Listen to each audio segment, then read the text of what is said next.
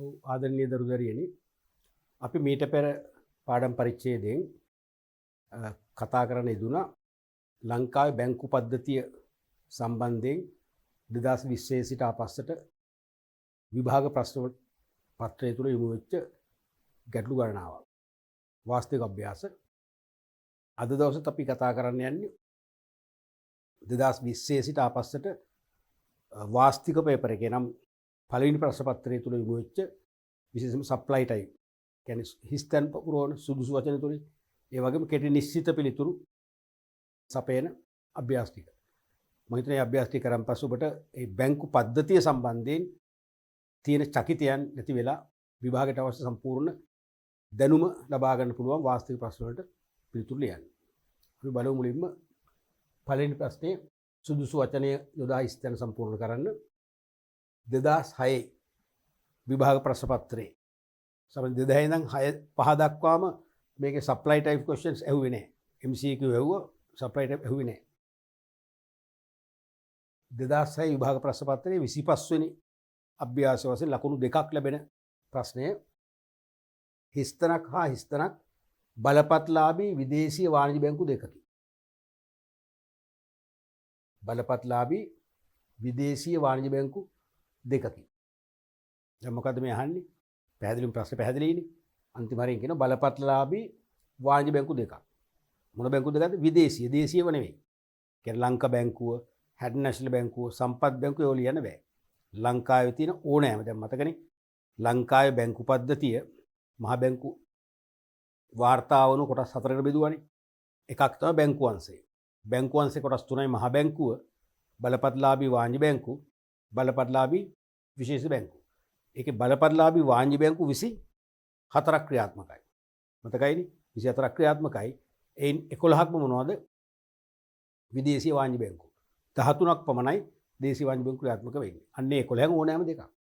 ඒ 11න් ඕනෑම දෙකක් මේකට හරි. ඔබට මතකයේ තියෙන ඕනම දෙකක් ලියන්න. ලකුණු දෙකක් ලැබෙනවා. මොනවද ලියන්නේ? එකක් අපිට ලියන්න පුළුවන් ස්ටෑන්ඩඩ් චාර්ටර්ඩ් බැංකුව. අර කලින් ප්‍රශ්න එකක් තිබුණානේ අපිට. ස්ටෑන්ඩඩ් චාර්ටර්ඩ් බැංකුව. ස්ටෑන්ඩඩ් චාර්ටර්ඩ් බැංකුව. ස්ටෑන්ඩඩ් චාර්ටර්ඩ් බැංකුව. හා තව එකක් මොකද ලියන්නේ? ඉන්දියාවේ ICICI බැංකුවේ මෙහි තියෙන අනුබද්ධ ශාඛාවක්. තව හබීබ් බැංකුව තියෙනවා. ඒ වගේ ඕනම විදේශ බැංකුවක අපිට ලියන්න පුළුවන්. හොංකොං සහ ෂැන්හායි බැංකුව තියෙනවා. අපි ලියමු හබීබ් බැංකුව. හා හබීබ් බැංකුව.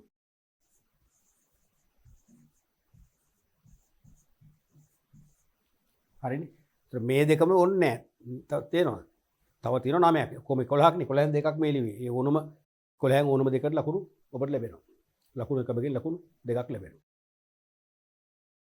ඊළඟට 2013 විභාග ප්‍රශ්න පත්‍රය තුලින් 35 වන වාස්තවික අභ්‍යාසයේ වශයෙන් යොමු වෙච්ච ප්‍රශ්නය. ඒකේ අයන්න. ඒක ලකුණු දෙකක් නෙමෙයි ලකුණු එකයි තියෙන්නේ. මොකද කොටසක් නිසා ශ්‍රී ලංකාව තුල ණය ශ්‍රේණිගත කිරීමෙහිලා කටයුතු කරන ආයතන දෙක වනුයේ හිස්තනක් හා හිස්තනයි. මොකද හැංගෙන්නේ මේ ප්‍රශ්නේ ගැන? ප්‍රශ්නේ දකින්නකොට ඇහෙනකොට මොකක්ද හැංගෙන්නේ? ශ්‍රී ලංකාව තුල ණය ශ්‍රේණිගත කිරීමෙහිලා කටයුතු කරන. මොකද මේ ණය ශ්‍රේණිගත කිරීම කියන්නේ මතකයිනේ?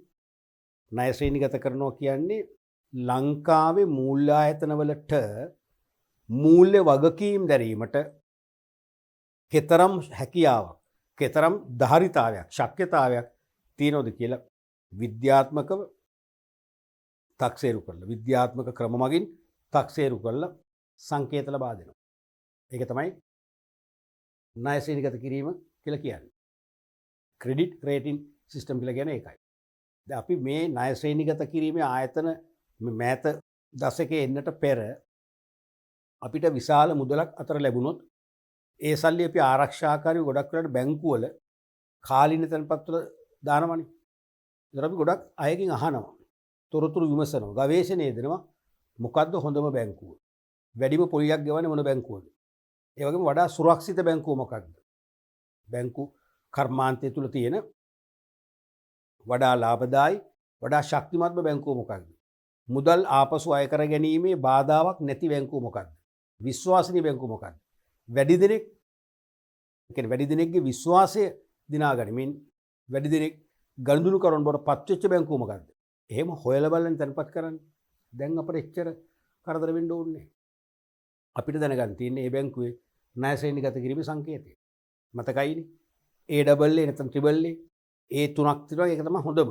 කියන්නේ ඒකල උපරිම වගකීම් දරීමේ හැකියාව තියෙනවා. තාම ඉහළ මූල්‍ය ශක්‍යතාවයක් තියෙනවා.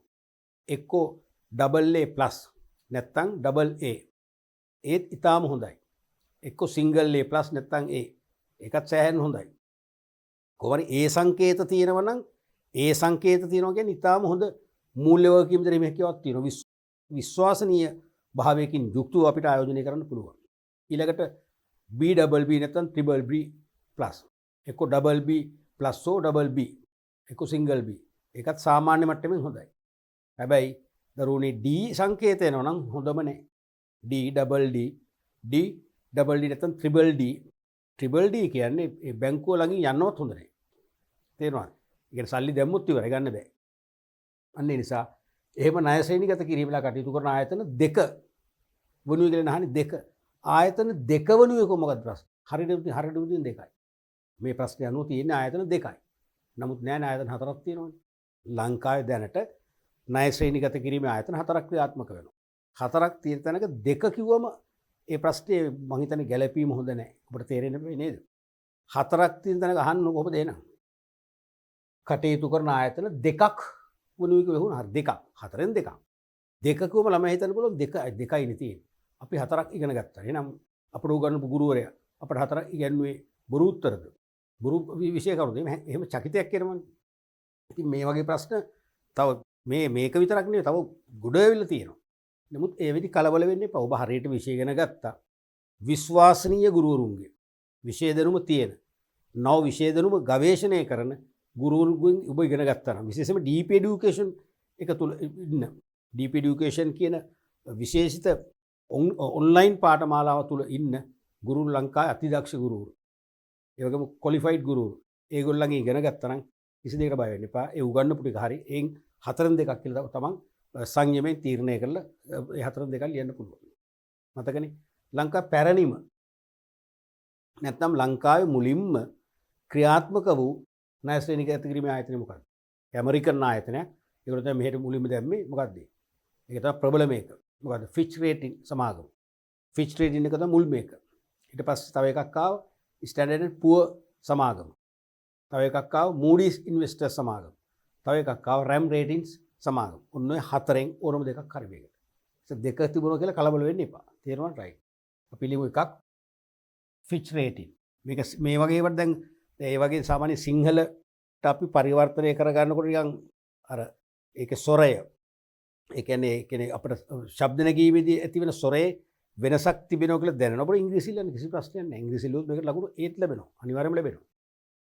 Fitch rating. ෆිච්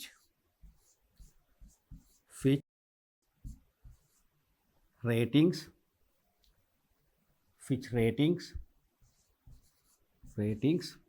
ලංකා සමාගම සහ රැම් රේටින්ස්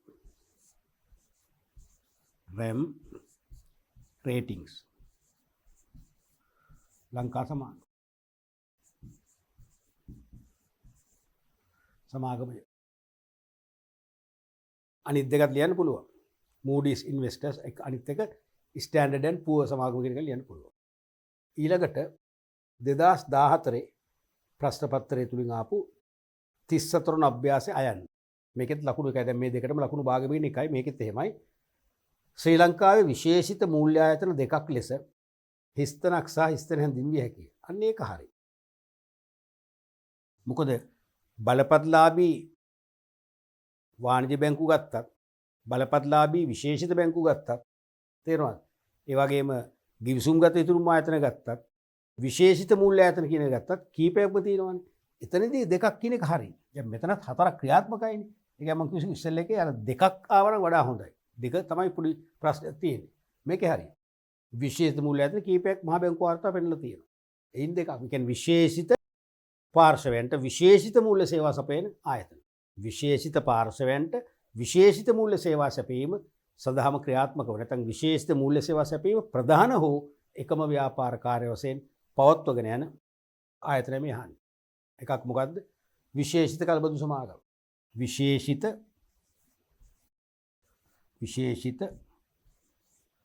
කල්බදු සමාගම්.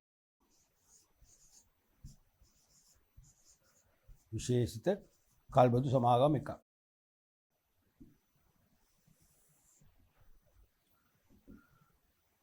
තව එකක් මොකක්ද? එකක් විශේෂිත කල්බදු සමාගම්. තව ඉන්නවා ආයෝජන කළමනාකරුවන්. විශේෂයෙන්ම කොටස් වෙළඳ පොලේ මිලකල සමාගම් වල කොටස් නිකුත් කර ප්‍රාග්ධන රැස් කරගන්න සහාය වෙන්නේ. ඒ වගේම. ඒ වගේම කොටස් ප්‍රාරක්ෂණ ආයතන. ඒ වගේම ව්‍යවසායක ප්‍රාග්ධන සමාගම්. නිතරම අපේ විභාග ප්‍රශ්න පත්‍රයේ යොමු වන විශේෂ මූල්‍ය ආයතනයක් තමයි මොකක්ද? ව්‍යවසායක ප්‍රාග්ධන සමාගම්. ඒ ඕනම එකක් ලියන්න පුළුවන්. මම මේ නිතරම අහන එක අපි මතක තියාගන්න ලියමු. ව්‍යවසායක ප්‍රාග්ධන සමාගම්. ව්‍යවසායක ප්‍රාග්ධන සමාගම්.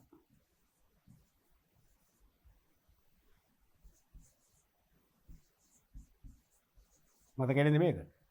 නවක ව්‍යවසායකයින්ට අවශ්‍ය මූල්‍ය සම්පාදනය කිරීම ප්‍රධාන හෝ එකම ව්‍යාපාර කාර්ය වශයෙන් පවත්වගෙන යන මූල්‍ය ආයතන විශේෂයක් තමයි ව්‍යවසායක ප්‍රාග්ධන සමාගම නැත්නම් වෙන්චර් කැපිටල් කම්පැනිස්.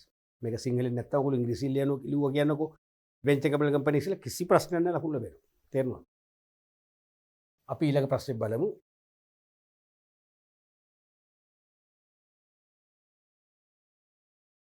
දෙදස් 16 විභාග ප්‍රශ්න පත්‍රය තුල යොමු වෙච්ච 36 වන අභ්‍යාසයේ ආ කොටස. මේකෙත් උඩ ලකුණු දෙකම නැහැ.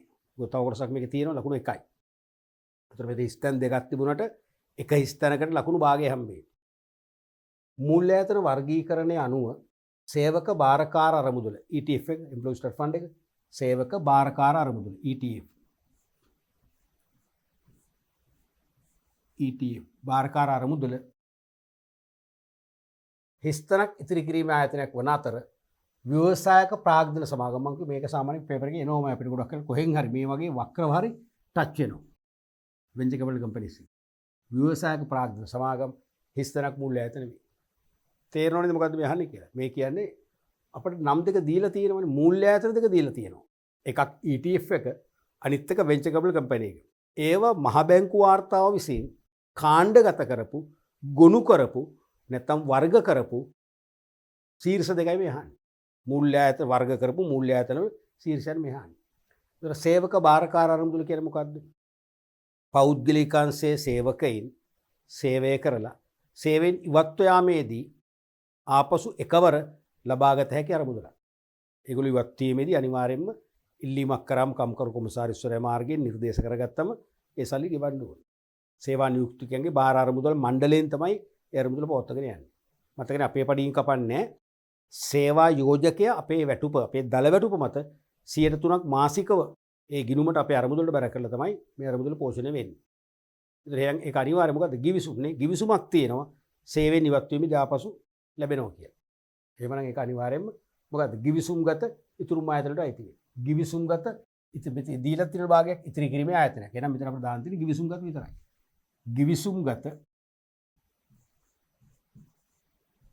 ගිවිසුම්ගත ඉතිරි කිරීමේ ආයතනයක් වන අතර ව්‍යවසායක ප්‍රාග්ධන සමාගම මොකද්ද? විශේෂිත කාර්යයන්.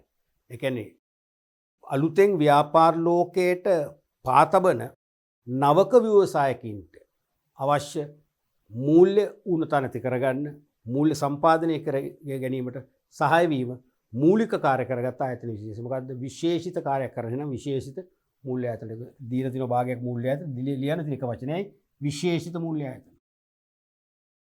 විශේෂිත මූල්‍ය ආයතන. හරිනේ වචන දෙකයි ලකුණු එකයි. වචන දෙකයි ලකුණු එකයි. ලකුණු එක තමයි වටිනාම ලකුණ. මතකයි නේද? අපි A සාමාර්ථයක් ලබන්නෙත් ලකුණු එකකින්. B සාමාර්ථයක් ලබන්නෙත් ලකුණු එකකින්. S සාමාර්ථයක් ලබන්නෙත් ලකුණු එකකින්. අසමත් වෙන්නෙත් ලකුණු එකකින්. මතකයින් තර්කේ? ඒ කියන්නේ A සාමාර්ථයක් ගන්න මට්ටමේ දරුවෙකුට ලකුණු 75 නැතුව 74 නැත්නම් 73 සාමාන්‍යයෙන් 73 තිබුණොත් 75 කරන්න අමාරුයි. 74 තිබුණොත් 75 කරනවමයි. ඒක දැන් විවෘත කිව්වොත් කමක් නැහැ. ඒක පේප් මාකින් වල අපි දැකපු දෙයක් කන්ට්‍රෝල් චීෆ් නිකන් නොකිය කියනවා 74 තියන්න එපා කියලා. ඒ කියන්නේ 74 73 කරන්න කියන එක නෙවෙයි. තේරුණාද? ලකුණු එකක් කොහොම හරි එකතු කරනවා. ඒ කියන්නේ ලකුණු දැන් දෙකමාරක් දෙන්න ඕනට දෙකක් දීලා ඒ මාරත් එකතු කරලා ඒ වගේ කලපනවා. හැබැයි 73 පහ කරන්නේ නැහැ. නමුත් ඉතින් මම පේප් මාකින් කරපු කෙනෙක් දැන් මම කරන්නේ නැහැ. මම නම් 73 75 කළා. ඒ කියන්නේ 73 ගත්තලා මෙයාට 75 ගත්තලා මේක ලොකු වෙනසක් නැහැ. සමහර 75 ගත්ත කෙනාට මෙයාගේ දැනුම තියෙනවා. මෙයාට ඒ මොහොතේදී පොඩි අවිනිශ්චිතතාවයක් ඇති වුණා. සමහරට ශාරීරික අපහසුතාවයක් ඇති වුණා. හිස කැක්කුමක් ආවා. ගෙදර ප්‍රශ්නයක් මතක් වුණා. මගතොරේදී විභාගයට එනකොට බස් එකේදී පොඩි අකරතැබ්බයක් වුණා. එවැනි ව්‍යාකෘත තත්ත්වයක් මත මේ ලකුණු දෙක අහිමි වුණා වෙන්න පුළුවන් නේ. එතකොට ඒ නිසා ලකුණු එක හරි වැදගත්. අපිට එක ලකුණු එකක් අහිමි වුණොත් එහෙම 74 වුණොත් නැත්නම් 73 වුණොත් 75 නැහැ ලකුණු එකේ ඒ සාමර්ථ්‍ය අහිමි වෙන්නේ. නේ ලකුණු 40ක් තුනට අපි සාමාන්‍ය සාමර්ථ්‍යයක් ගන්නවා පාස්. 39ක් වුණොත් බොහෝට අපි නම් 39 40 කරනවා. 38ක් වුණොත් දෙකක් දාන්න බෑ අති. තේරෙනවද? 38ක් වුණොත් ලකුණු එකක් නැති නිසා ලකුණු එක හරි වැදගත්. ලකුණු එක හරිම වැදගත්. මේ ලකුණු එක ලබා ගන්න මේ දෙකම තියෙන්නත් ඕනේ. ඊළඟට මට ඒකට සහතිකයක් දෙන්න බෑ. සමහර අවුරුදු වල මේ දෙකම හරිනම් තමයි ලකුණු එක දුන්නේ. අපිට ඕගොල්ලෝ ලිව්ව කියලා ගිවිසුම් ගත්ත ලිව්ව මේක ලියාගෙන බැරුණයි කියලා. ලකුණු නැහැ බිඳුව සමහර අවුරුදු. හැබැයි සමහර අවුරුදු වල ලකුණු දුන්නා. දැන් මේ වර්තමානයේ 2018 19 20 අවුරුදු තුනේම පරිශීලනය කරා. ඒ වෙලෙදි මේ එකක් ලිව්වොත් ලකුණු භාගය දුන්නා. හැබැයි ඉතින් කොයි මොහොතක හරි ඔබේ අවුරුද්ද වෙන්න පුළුවන් 21 වෙන්න පුළුවන් 22 23 වෙන්න පුළුවන්. සමහර උත්තර දෙකම නැත්තම් ලකුණු භාගයක් නොලැබෙන්න පුළුවන්. ඒ නිසා අර ගිනුම් කරන්නේදී අපි ඉගෙන ගත්ත ප්‍රූඩන්සි කන්සෙප්ට් එක. විචක්ෂණ සංකල්පය අනුව අපට අවාසිදායක තත්ත්වයන් ඇති වෙන්න පෙරම ගිනුම් තබන්න පුළුවන්. වාසිදායක තත්ත්වයන් ඇති වෙනකන් ගිනුම් තබන්නේ නැහැ. මොකද වාසියක් ලැබෙනවා කියලා ලාභයක් ලැබෙනවා කියලා ගිනුම් තබලා ලාභය වෙන තකිතන අවුලක්. අලාභයක් ලැබෙන්න පුළුවන්. බොල්නයක් ඇති වෙන්න පුළුවන් කියලා අපි අඩබාණ්ඩාවෙන් කිරීමක් කරලා. ඒ බොල්නෑ නැතුව ණයගැතිය මුදල් ගියොත් ප්‍රශ්නයක් නැහැ නේ. තේරෙනවද? ඒ වගේ මං කියන්නේ විතර අවදානම ගන්න නැතුව දෙකම හරියට ලියන්න උත්සාහ ගන්න ඕනේ. ඊළඟට 2017 විභාග ප්‍රශ්න පත්‍රයේ 34 වෙනි අභ්‍යාසයේ ආ කොටසෙන් එකක් කොටසක්. ලකුණු එකයි එතකොට විද්‍යුත් ගනුදෙනුවක් සිදු කිරීමේදී ඒට සම්බන්ධ වන පාර්ශවකරුවන් වන්නේ කාඩ්පත් හිමියා වෙලෙන්දා තොයිස්තනක් සහ වේ. මතකනේ විද්‍යුත් ගනුදෙනුවක් කරනවා කියන්නේ එක්ක අපි ඩෙබිට් කාඩ් එකකින් එක්ක ක්‍රෙඩිට් කාඩ් එකකින් ගෙවීම් පියවීම. එහෙම ඒ ගෙවීම් කරනකොට ප්‍රධාන පාර්ශ්ව හතරක් සම්බන්ධ වෙනවනේ. එක්කෙනෙක් තමයි කාඩ් හිමියා. හරපත් හෝ ණයපත් හිමියා. අනිත් එක්කෙනා වෙලෙන්දා. වෙලෙන්ද කියන්නේ මෙතන මේ ණයපත් හෝ හරපත් පිළිගනිමින් ණයපත් හෝ හරපත් මත බහන් අලෙවි කරන්න ගිවිසුම් බැංකුවත් සමග ගිවිසුමකින් බැඳිලා ඉන්න ව්‍යාපාරිකයෝ. මේගොල්ලෝ සම්බන්ධයි. තුන්වෙනි පාර්ශ්වය කවුද? නිකුතු බැංකුව. අපේ ඩෙබිට් කාඩ් එකක් හෝ ක්‍රෙඩිට් කාඩ් එකක් ඉබේ ලැබෙන්නේ නැහනේ. උඩ ඉන්න දෙයියෝ ගැන දෙන්නේ නැහනේ. බැංකුවකින් අපි ඉල්ලලා ලබා ගන්නවා. එහෙනම් නිකුතු බැංකුව තමයි තුන්වෙනි එකනේ. නිකුතු බැංකුව. නිකුතු බැංකුව සහ හතරවෙනි එක මතකද? මම දැක්ක පේප් මාකින් වල මේ අවුරුද්දේ මිට ඉස්සෙල්ලා ගොඩ ඉස්සර 90 දශකෙත් ඇහුවම ගොඩක් ළමයි මේව ලියනවා. අර මේ මෙන්න මේ හතරවෙනි එක ලියන්නේ. මොකද්ද? මේ ඩෙබිට් කාඩ් සහ ක්‍රෙඩිට් කාඩ් ලෝකේ සෑම රටකම සෑම ආයතනයකම මුද්‍රණය කරන්නේ. මේ කාඩ් මුද්‍රණය කිරීමට ජාත්‍යන්තර පේටන්ට් හිමිකමක් අන්තර්ජාතික පේටන්ට් බලපත්‍රයකින් පේටන්ට් හිමිකමක් කියන්නේ නීතිමය බලයක් ලැබිලා තියෙනවා. Mastercard International, Visa card International, Amro International, Discover International, American Express International ආදී ආයතන බොහොම 10ට අනු සංඛ්‍යාවක්. තේරෙනවද? ඒගොල්ලෝ තමයි ලෝකෙටම මේ කාඩ් මුද්‍රණය කරන්නේ. ඒගොල්ලෝ අපි කියන්නේ සංගම් කියලා. කාඩ් සංගමය කියලා. හේතුව ඒගොල්ලෝ ඒ කාඩ් ආයතනයක ඒ කාඩ් මුද්‍රණය කරලා නිකුත් කරන ආයතනයේ මෙම්බර්ෂිප් එකක් ගන්න බැංකුවක්. දැන් මම බැංකුවක් කියලා හිතන්නකෝ. මගේ ගනුදෙනු කරු ඔබ කියලා හිතන්නකෝ. ඔබ මගෙන් කාඩ් ඉල්ලනවා නම් මන් ළඟ කාඩ් නැහැනේ. මම කාඩ් අර වගේ අන්තර්ජාතික සංගමයෙන් ගන්න ඕනේ. ගන්න නම් මම මේ සංගමයක මුලින්ම සමාජික වශයෙන් ලියාපදිංචි වෙන්න. සමාජික ගාස්තුව කවුරුද පතා ගෙවන්න ඕනේ. තේරුණාද? එහෙනම් ඒ සමාජිකයන්ගේ ආයතනය. ඒ සමාජිකයන්ගෙන් සැදුම්ලත් ඒකාබද්ධ වෙච්ච නිසා තමයි ඒකට කියන්නේ සංගමයක් කියලා. ඇසෝසියේෂන් කියලා. ඒ සායකට කියන්නේ ජාත්‍යන්තර ණයපත් සංගමය. අනිවාර්යයෙන්ම ජාත්‍යන්තර ණයපත් සංගමයක් මේකට සම්බන්ධයි. ජාත්‍යන්තර ණයපත් සංගමය.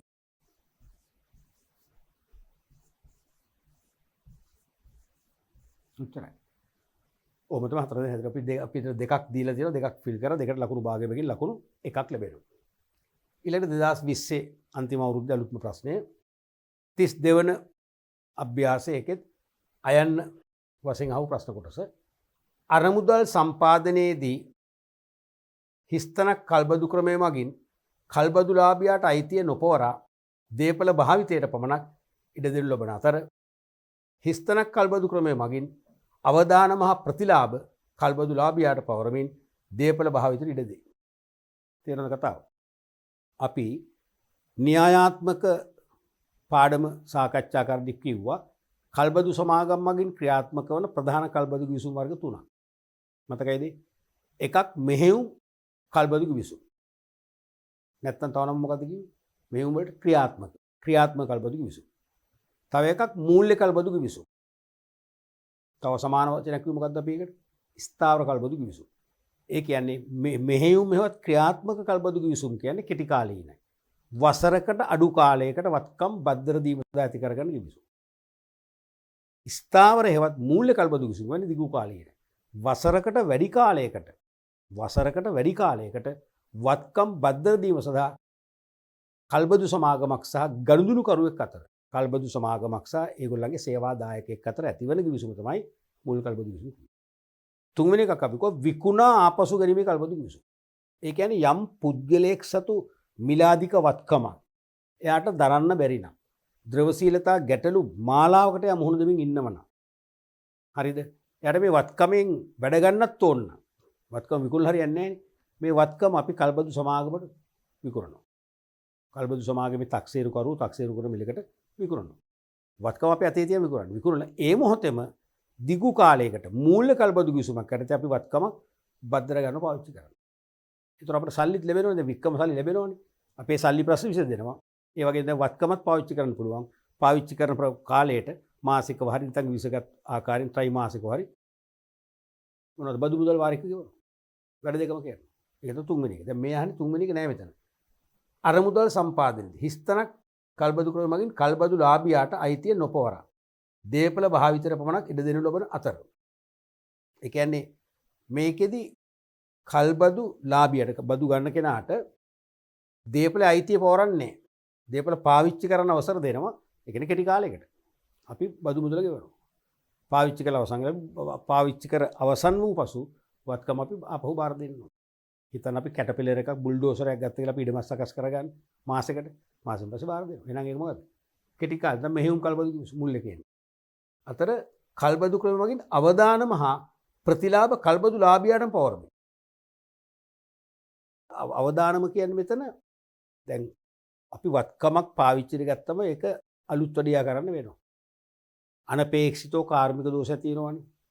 අපි අපේක්ෂා කරපුව නෙවෙයිනේ. අපිට කියලා දෝෂ ඇති වෙන්නේ නැහනේ. ඒ අන්නේව නඩත්තු කර ගැනීම. නඩත්තු වියදම් අපි බාර ගන්නවා. අපිට පවර්ලා තියෙනවා. තේරෙනවද? ඒ වගේ මේ වත්කම පාවිච්චි කරලා ආදායම් උපද්දවන්නත් අපිට අයිතිය තියෙනවා. ප්‍රතිලාභ ලබන්නත් පුළුවන්.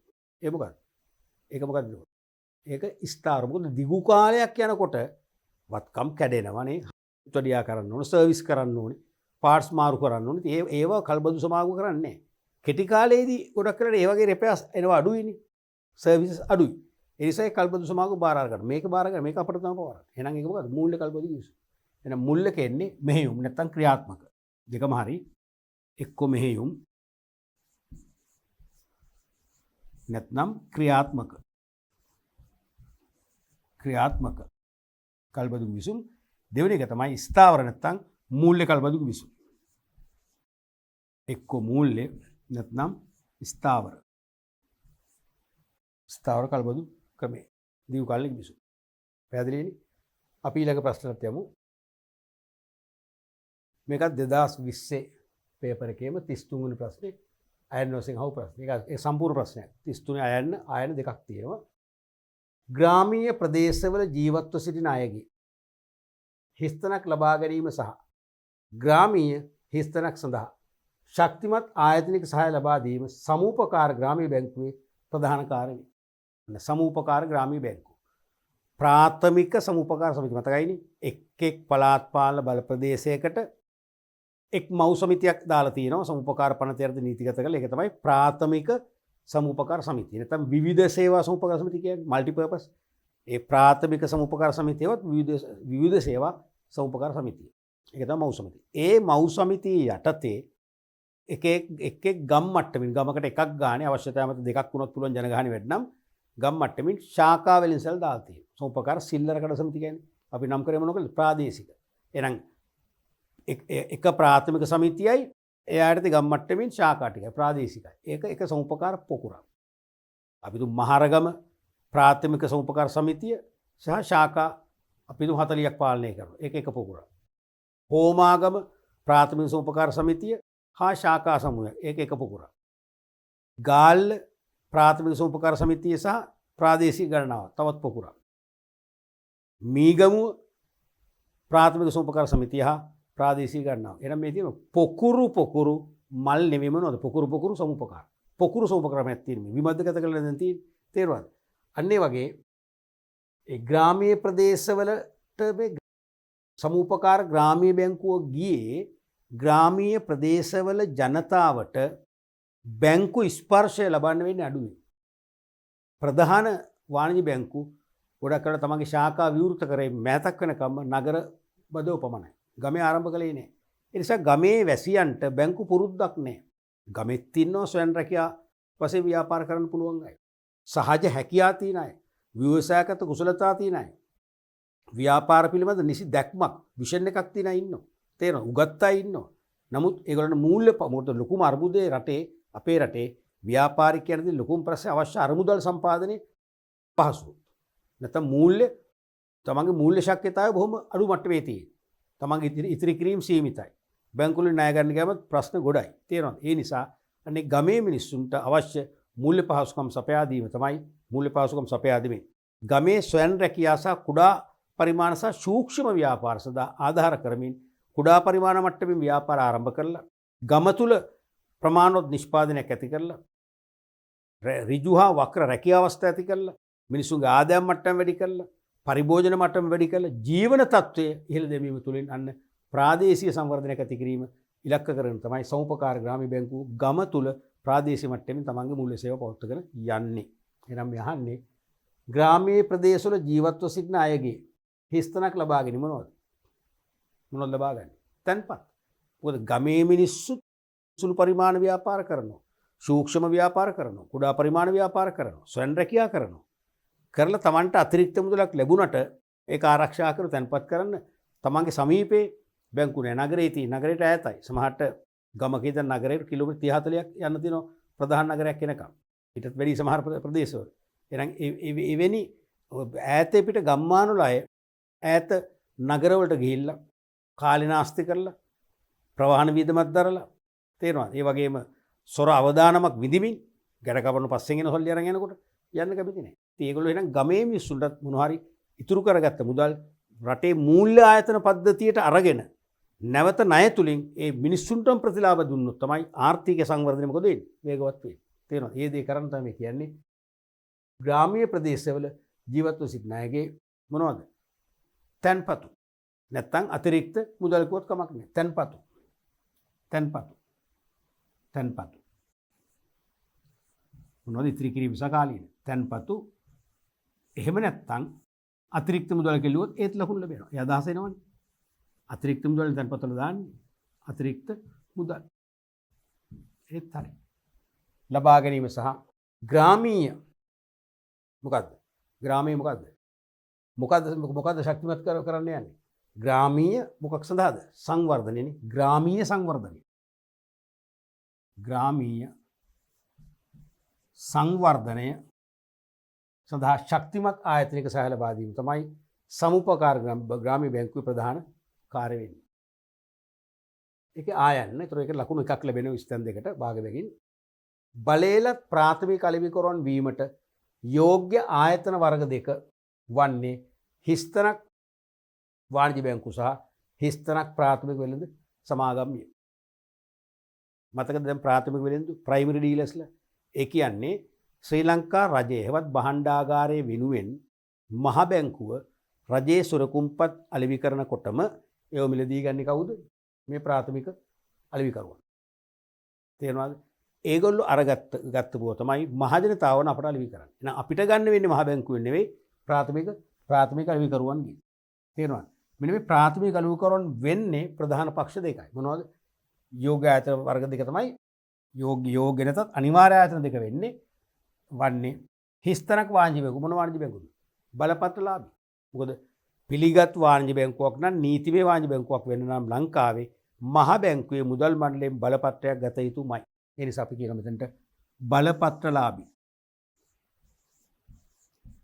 වාණිජ්‍ය බැංකුව මෙතන තියෙන නිසා මේක ටක් ගාලා එන්න ඕන. ශනික වෙන්න එපා. දැන් වාණිජ්‍ය බැංකුව මෙතන තියෙනවා කියන උත්තරේ තිබ්බා සමානෙන් දරුවනේ. මේක ලේසි. ඒක තේරුම් ගන්න. ප්‍රෙෂර් ගන්න එපා, ස්ට්‍රෙස් ගන්න එපා. උණුට තේරෙනවද? බලපත්‍රලාභී වාණිජ්‍ය බැංකුව සහ හිස්තනක් ප්‍රාථමික වෙළඳ සමාගම් මොනවද? අනුමත. මහ බැංකුව විසින් දැන් ප්‍රාථමික වෙළඳ සමාගම්, මේකට ප්‍රාථමික වෙළඳ සමාගම් කියනවා. ප්‍රාථමික වෙළඳ ආයතන කියලා කියනවා. කී විදිහට කියනවා. ඒගොල්ලොන්ට මහ බැංකුවේ මුදල් මණ්ඩලය ඒගොල්ලන්ටත් අවසරයක් දීලා තියෙනවා.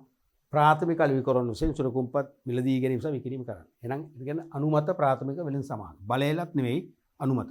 බලයලත් කිව්ව කමන්න. බලපත්‍රලාභී කියන්න එපා. එක්කෝ බලයලත් නැත්නම් අනුමත. අනුමත. නැත්නම් බලයලත්. කිව්වොත් කමක් නැහැ. ඒකට ලකුණු භාගෙමින් ලකුණු එකක් ලැබෙනවා. මුළු ප්‍රශ්නෙට ලකුණු දෙකක් ලැබෙනවා. අපි බලමු ඊළඟ ප්‍රශ්නේ. ඔය කතා කරේ විභාග ප්‍රශ්නනේ. අපි බලමු දැන් ආදර්ශ ප්‍රශ්න කීපයකට. ඒ කියන්නේ 2021 22 23 විභාග වලට මොසනේ විභාග 3ක් ටාගට් කරනවා. මම මේ කරන ආදර්ශ ප්‍රශ්න සියල්ලම නෙවෙයි. සියල්ලම වෙන ඉතින් මම දෙවියන් වහන්සේ වෙන්න එපා. මේ ප්‍රශ්න කීපයක් හරි අනිවාර්යයෙන්ම ඊළඟ අවුරුදු තුනේ වැඩි ඈත කියන්නේ නැහැ. වැඩි ඈත ඉහළත් ඒ මං කියන්නේ ඈත නැතුව ඊළඟ ආසන්නම අවුරුදු තුනේදීම හරි එකක දෙහරි දෙකකදී මේ ප්‍රශ්න අනිවාර්යයෙන්ම අහනවා. ඒ නිසා මම හොඳට පරිශීලනය කරන්න. පළවෙනි එක තමයි මූල්‍ය ආයතනයක් බලපත්‍රලාභී වාණිජ්‍ය බැංකුවක් ලෙස මහ බැංකුවේ හිස්තැනෙන් බලපත්‍රයක් ලබා ගැනීමට. අන්න මූල්‍ය ආයතනයක් වශයෙන් බලපත්‍රලාභී වාණිජ්‍ය කියන්නේ බැංකුවක් බලපත්‍රලාභී වාණිජ්‍ය බැංකුවක් වශයෙන් මහ බැංකුවේ කොහෙන්ද ගන්න ඕනේ? මුදල් මණ්ඩලයෙන් තමයි ගන්නේ. මන්ත්‍රී බෝඩ් එකෙන්නේ. මහ බැංකුවේ මුදල් මණ්ඩලය කියන්නේ මොකද්ද? මහ බැංකුවේ ප්‍රධාන පාලක සභාව. නැත්නම් මහ බැංකුවේ අග්‍ර කළමනාකරණ මණ්ඩලය තමයි මුදල් මණ්ඩලය කියන්නේ. මතකයි නේද? සමාජිකයෝ 5 දෙනෙක් ඉන්නවා. කවුද? මහ බැංකුව අධිපතිවරයා නිල බලයෙන් එක සමාජික. ඊට අමතරව මුදල් හා ක්‍රම සම්පාදන අමාත්‍යාංශයේ ලේකම්වරයා නිල බලයෙන් එක සමාජිකයෙක්. ඊට අමතරව මුදල් අමාත්‍යවරයාගෙන් විමසලා ජනාධිපතිවරයා පත් කරනවා සමාජික 3 දෙනෙක් උගත් පළපුරුදු අයගේ. එහෙම තමයි බෝඩ් එක හැදෙන්නේ. ඒගොල්ලන්ගෙන් තමයි බලපත්‍රය ගන්න ඕනේ. මහ බැංකුවේ මුදල් මණ්ඩලයෙන්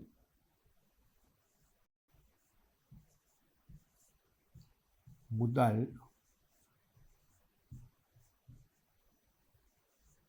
මණ්ඩලයෙන් බලපත්‍රයක් ලබා ගැනීමට අවම ගෙවානිමි ප්‍රාග්ධනය. යන්න දැන් සෑම මූල්‍ය ආයතනයක්ම වාණිජ්‍ය බැංකුවක් වශයෙන් බිස්නස් කරන්න ජංගම ගිණුම් පොත්ත ගන්න කියලා බලපත්‍ර ඉල්ලුන දෙන්නේ නැහැ. බලපත්‍රය ප්‍රධානය කිරීමට නම් අවම ප්‍රාග්ධන ප්‍රමාණයක් තියෙනවා. ගෙවානිමි ප්‍රාග්ධනය කොටස් නිකුත් කරලා මහජනතාව සල්ලි ගෙවලා පේඩ් අප් කැපිටල් එක ගෙවානිමි කරු ප්‍රාග්ධනයක් තියෙනවා. කීයද ගන්න? අවම ගෙවානිමි ප්‍රාග්ධනය රුපියල් මිලියන කීයද? මිලියන 2500ක්. ලක්ෂ නම් කීයද කියන්නේ? මිලියනයක් කියන්නේ ලක්ෂ 10,500 කියන්නේ ලක්ෂ නම් 25000ක් අවම තියෙනවා. ලක්ෂ 25000ට වඩා වැඩි මිසක අඩුවෙන් තිබුණොත් බලපත්‍රය ලැබෙන්නේ නැහැ. මතකයිද? රුපියල් මිලියන 2500ක්. පැවතිය යුතු 2500. මේ ප්‍රශ්නයට අනිවාර්යයෙන්ම ලකුණු දෙකක් ලැබෙයි. දෙක සීමිත පොදු සමාගම් වල ප්‍රාග්ධන සම්පාදනය සඳහා සහාය වන විශේෂිත මූල්‍ය ආයතන වන්නේ හිස්තනක් සහ හිස්තනයි. මේකත් හොඳ ප්‍රශ්නයක්නේ. සීමිත පොදු සමාගම් වල නැත්තම් මිල ප්‍රකාශ සමාගම් කොත් ඒත් හරි. ගොඩක් වෙලාවට ෂෙයා මාකට් එකේ ක්‍රියාත්මක වෙන මිල කළ සමාගම්නේ. එක්ක පොදුවේ සීමිත පොදු සමාගම් වල ප්‍රාග්ධන සම්පාදනය සඳහා සහාය වන. ඒගොල්ලන්ට අවශ්‍ය ප්‍රාග්ධන මුදල් රැස් කරගන්න සහාය වන විශේෂිත මූල්‍ය ආයතන වෙන්නත් ඕනේ. මහා බැංකු වාර්තාවේ සඳහන් ඒවා අපිට පිටස්තරව කියන්න බෑ. හිතුමතේ උත්තර දෙන්න බෑ තේරෙනවද? විශේෂිත මූල්‍ය ආයතන වශයෙන් මහා බැංකු වාර්ෂිකවත් දාපු. එකක් මොකද්ද? එකක් තමයි කොටස් ප්‍රාරක්ෂණ ආයතන. ඇයි? කොටස් ප්‍රාරක්ෂණ ආයතන තමයි සීමිත පොදු සමාගම කොටස් නිකුත් කරලා ආරම්භයේදීම අරක ලැබුණ නැත්තම් මතකද මොකක්ද අරක කියන්නේ? අහසද නේ? මොකද්ද? අවම සහභාග මුදල. මතකනේ? මිනිමම් සබ්ස්ක්‍රිප්ෂන් එක. ඒ කියන්නේ කොටස් නිකුත් කිරීමෙන් අයදුම් පත්‍ර බාර ගන්න අවසන් දිනේ වන විට ආරම්භයේදී කියන්නේ ඒකයි. අයදුම් පත්‍ර තුලින් අඩුම වශයෙන් රැස් වෙලා තියෙන්න ඕන කියලා රැස් කරගන්න ඕන කියලා අධ්‍යක්ෂක මණ්ඩලය තීරණය කරලා සංස්ථා ප්‍රකාශය කියන ඇරයුම් පත්‍රය තුල දාන ප්‍රාග්ධන කොටස තමයි අවම සහභාගී මුදල කියන්නේ. ඒක වචනේ අර්ථයෙන් මේක අපි රුපියල් මිලියන 20000ක් කියලා. මිලියන 20000ක් නම් ඒ මිලියන 20000 ඇප්ලිකේෂන් ක්ලෝස් කර දවස වන විට ඇප්ලිකේෂන් මගින් සීලුම අයදුම් කරු ඉල්ලලා ලැබිලා තියෙන්න ඕන. මිලියන 20000. මිලියන 15000ක් වුණොත් අවම සහභාගී ලැබුණේ නැහැ. ලැබුණ නැත්නම් මතක ඇති කොටස් විකිණීම තහනම්. කොටස් විභජනය කරන්න බෑ. ඒ කියන්නේ මෙතෙක් ඉල්ලපු කොටස් හිමියන්ට තමන් ඉල්ලපු කොටස් ප්‍රමාණය සහ එවපු සල්ලි ආපහු ප්‍රතික්ෂේප කළ යවන්න ඕනේ.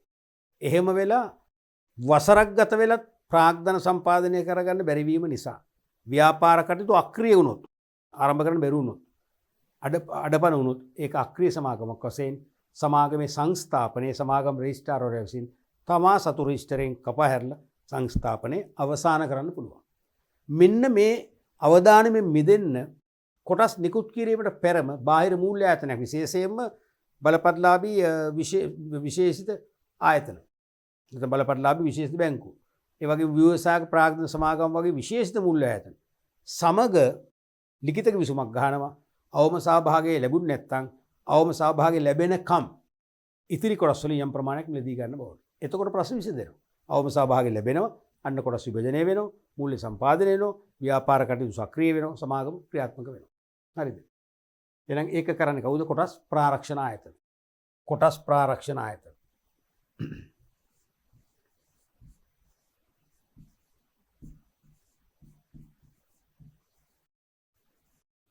කොටස් ප්‍රාරක්ෂණ ආයතන.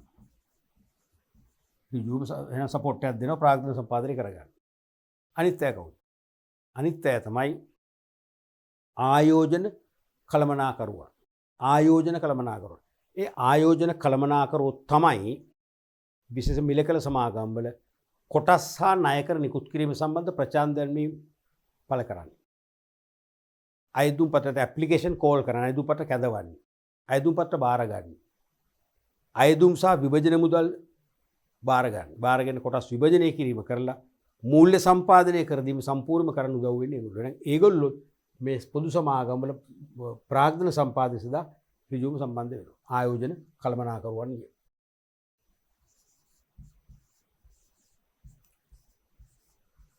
ආයෝජන කළමනාකරුවන්. ඊට තියෙනවා කළමනාකරුවන් කිය. ඊළඟ ආදර්ශ ප්‍රශ්නේ කල්පිරුණු විට හෝ යම් සිදුවීමක් සිදු වූ පසු ආපසු ගෙවීම එකගත්වය මත ක්‍රියාත්මක වන විවිධ අරමුදල් වර්ග හිස්තනක් ලෙස ඇඳින්නේ. එක්ක කල්පිරුණම් පස්සේ. තේරුණාද? දැන් රක්ෂණ සමාගමක අපි ජීවිත රක්ෂණ ඔප්පුවක් ගන්නවා අවුරුදු 20කට. 20 තුල රක්ෂිතය මිය ගියොත් යැපෙන්නන්ට වන්දි හම්බ වෙනවා.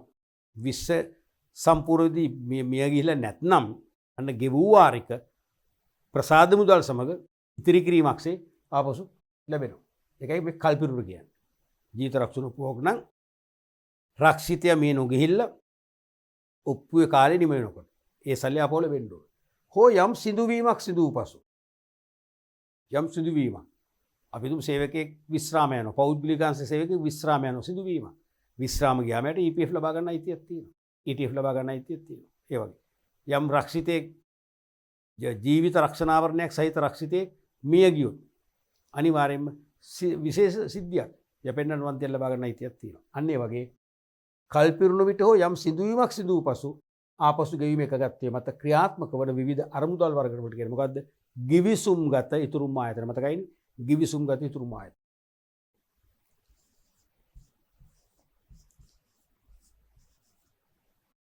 ගිවිසුම්ගත ඉතුරුම් ආයතන ලෙස හැඳින්වේ. පැහැදිලිනේ? අපි බලමු ඊළඟ ප්‍රශ්නෙත්. හතරවෙනි ප්‍රශ්නය. වෙළඳ ආයතන ගනුදෙනුකරුවන් ලබා දී ඇති ණය. වෙළඳ ආයතන ගනුදෙනුකරුවන් ලබා දී ඇති ණය අය කර ගැනීම හා වෙළඳ ආයතන විසින් ලබා දී ඇති ණය මිලදී ගැනීමේ වගකීම් බාර ගන්නා විශේෂිත මූල්‍ය ආයතන. වෙළඳ ආයතන විසින් ලබා ඇති ණය මිලදී ගැනීමේ වගකීම් බාර ගන්නා විශේෂිත මූල්‍ය ආයතන. හෙවත් හිස්තනක් ලෙස දින්වීම. දැන් මේ කියන දරුවනේ කිසියම් ව්‍යාපාරිකයෙක් තමන්ගේ ගනුදෙනුකරුවන්ට ණය සපයනවා. ඒක සල්ලි වෙන්න පුළුවන්, ද්‍රව්‍යමය භාණ්ඩ වෙන්න පුළුවන්. තේරෙනවනේ? එහෙම ණය සපයන පස්සේ විශේෂිත හේතුන් මත වංචනික හේතුවක්ම අපි අමතක කරමුකෝ. සමහරට තමන්ගේ ගෙවල් ආර්ථික ප්‍රශ්න ඇති වෙලා තේරෙනවද? එහෙම නැත්නම් තමන්ගේ රැකියාවක් නැහිමි වෙලා, තමන්ගේ ආදායම් මාර්ගය ඇහිවිලා ගිහිල්ලා ව්‍යාපාර බිඳ වැටලා තේරෙනවද?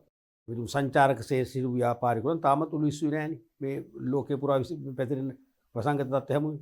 ඒ වගේ හේතු නිසා වෙන්න පුළුවන්. තමන්ට ණය ගත්ත බඩු වල සල්ලි ගෙවා ගන්න විදියක් නැහැ. එහෙමනම් අන්න ඒගොල්ලෝ විශේෂිත මූල්‍ය ආයතනයක් තියෙනවා. ඒගොල්ලොත් එක්ක සාකච්ඡා කරමු. ඒගොල්ලෝ ඒ ණය ගෙවීමේ වගකීම බාර ගන්නවා. දැන් ගනුදෙනුකරුවෝ කියන්නේ ඕගොල්ලෝ කියලා. ඕගොල්ලෝ ගත්ත ණය ඒ විශේෂ මූල්‍ය ආයතනයේ විසින් බාරගෙන ගෙවනවා. දැන් ගෙවුම් පසුකද ඕගොල්ලෝ අර ණය හිමියා හමුවේ දැන් ඔබට ණය සැපුව වෙළඳ ආයතනය කියන ණය හිමියනේ. මේ ණය හිමිය හමුවේ ඔබේ ණයගැති භාවය අවසන් වෙලා යනවා. හැබැයි අලුත් ණයගැතියෙක් කියනවා. ඔබ කාගේද? අර විශේෂ මූල්‍ය ආයතනය. විශේෂ මූල්‍ය ආයතනය. තේරුණාද? ඒගොල්ලන්ට දැන් මේ කලින් අවස්ථාවේදී ඔයගොල්ලෝ ගෙවන්නේ මාසෙකට රුපියල් 30000ක් කියලා. දැන් 30000 ගෙවන්න බැරි හින්දානේ මෙහෙම උනේ. එහෙනම් අරගොල්ලන්ට තමයි රුපියල් 10000 ගානේ කර පොරොන්දු වෙනවා. රීෂෙඩියුල් කරලා පොලියක් ඇතු කරලා චුට්ට ගෙවනවා. ඒක දරන්න පුළුවන් ගාණක් වෙන්න ඕනේ. එතකොට ෂේප් වෙනවා. නැත්නම් කවදාකවත් තමයි මේ ණය ගෙවන්න වෙන්නේ. ඒ වගේම වෙළඳ ආයතන ව්‍යාපාරිකයෝ විසින් ලබා ඇති ණය. ඒ කියන්නේ වෙළඳ ව්‍යාපාරිකයෝ ණය ගන්නවානේ. අපි බැංකුවෙන් ණයක් ගන්නවා. ටික කලක් ගෙවන් ගියද ගෙවන්න බැරි වෙනවා. ව්‍යාපාර බංකොලොත් වීම හේතුවෙන්. දැන් මොකද වෙන්නේ? අන්න එහෙමනම් අර කියන විශේෂිත මූල්‍ය ආයතන අපි මේ තත්ත්ව පැහැදිලි කරලා සාකච්ඡා කරලා ඒගොල්ලෝ පැහැදිලි කරන් පස්සේ ඒගොල්ලෝ මොකද කරන්නේ? අපි වෙනුවෙන්. ඒ කියන්නේ මේ වෙළඳ ආයතනයේ වෙනුවෙන් මෙයා ණය ගනුවා, ඒ කියන්නේ ණය ගනුවෙක් වශයෙන් ණය ගනුවා වෙනුවට පෙනී සිටීමෙන්, ණය ගනුවගේ නියෝජිතයෙක් වෙමින් බැංකුවට ණය මුදල පියවනවා. ඒකයි වෙළඳ ආයතන ලබා ඇති ණය මිලදී ගන්නවා කියන්නේ ඒකයි. හරිනේ? මම ගෙවන්න ඕන ණය ගෙවීමේ වගකීම අර ඒ බාර ගන්නවා කියන්නේ මිලදී ගන්නවා. අර බැංකුවට ගෙවනවා අපෙන් පොලියක් සමග ටික ටික දරන්න පුළුවන් විදිහට කපා ගන්නවා. ඔන්න ඒ කාර්ය මූලිකව එකම ව්‍යාපාර කාර්ය වශයෙන් පවත්වන්නේ කවුද? මතකද? කියන්න බලන්න. ආන්තික සැපයුම්කරුවන්, මාජිනල් සප්ලයර්ස්ලා. ආන්තික සැපයුම්කරුවන් කියලා අපි ඉගෙන ගත්තේ බැංකු පාණි විදන්නේ මූල්‍ය ආයතන විශේෂය. ඒකටම තව නම මොකක්ද තියෙන්නේ? ෆැක්ටරින් කියලා කියන්නේ ෆැක්ටරින් කම්පැනිස්, සාධ්‍ය කරන සමාගම්. සාධ්‍ය කරන සමාගම්. තේරෙනවද? ඒ සාධ්‍ය සමාගමක් හෙවත් ආන්තික සැපයුම්කරුවන් තමයි අපි අර වගේ ණය බරින් නිදහස් කරලා දෙන්නේ. එහෙනම් මෙතන දාන්න පුළුවන් ආන්තික සැපයුම්කරුවන්. ආන්තික සැපයුම්කරුවන්.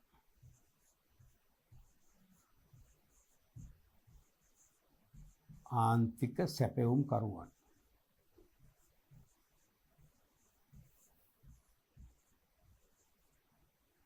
හෙවත් සාධ්‍ය සමාගම්. සාධ්‍යකින් කොත් කමන්නේ, සාධ්‍ය සමාගම් කොත් කමන්නේ. සාධ්‍ය කයින් කිව්වත් ලකුණු ලැබෙනවා. නැත්නම් සාධ්‍ය සමාගම් කොත් හරි. සාධ්‍ය සමාගම්. ඒත් හරි. ලෙසඳින්නේ. පැහැදිලිද? පස්වෙනි ප්‍රශ්නය. ඕනෑම පාර්ශවයක් වෙතින් තැන්පතු බාරගත්තද ඕනම පුද්ගලයෙකුගේ හෝ ආයතනයෙන් තැන්පතු බාර ගන්නවා. ඉතුරු කිරීම තැන්පතු ස්ථාවර තැන්පතු වෙන්නේ නැති. ද ණය සැපීම සාමාජිකයන්ට පමණක් ගන්න. ඕනම කෙනෙක් සාමාජිකයන් සහ සාමාජික නොවන අය කියන දෙගොල්ලන්ගේම තැන්පතු බාර ගන්නවා. ඉතිරි කිරීමේ තැන්පත් ස්ථාවර තැන්පත් වල සල්ලි බාර ගන්නවා. නමුත් සාමාජිකයන්ට පමණක් තමයි ණය දෙන්නේ. තේරුණාද? ණය සැපීම සාමාජික පමණක් ඉටු කරන ලබන මූල්‍ය ආයතන වර්ග. මූල්‍ය ආයතන දෙකක් තියෙනවා. මතකද? සාමාජිකයන් වුණත් නොවුණත් ඉතිරි කිරීමේ සහ ස්ථාවර තැන්පත් ගිණුම ආරම්භ කර සල්ලි තැන්පත් වශයෙන් බාර ගන්නවා. කාගෙන් ගත්ත කවන්නේ නැහැ. නමුත් ණය දෙන්නේ තමන්ගේ සමාජිකයට මොකද සමාජික පදනමක් මත තමයි මේ මූල්‍ය ආයතන ආරම්භ වෙලා තියෙන්නේ. මේ මූල්‍ය ආයතන ස්ථාපිත වෙලා තියෙන්නේ සමාජික පදනම කේන්ද්‍ර කරගෙනයි. ඒ නිසා තමන්ගේ සමාජිකත්වයේ ගත්ත වාර්ෂික සමාජික මුදල ගෙවලා වාර්ෂිකව සමාජිකත්වයේ ගත්ත සමාජිකත්වය අලුත් කරගත්තා විතරයි ණය දෙන්නේ. මොනවද? දෙකම සමුපකාර පදනමක් මත තියෙන මූල්‍ය ආයතන දෙකනේ. අර දෙක. උදාහරණ මොකද? එකක් සමුපකාර ග්‍රාමීය බැංකුව. සමුපකාර ග්‍රාමීය බැංකුව.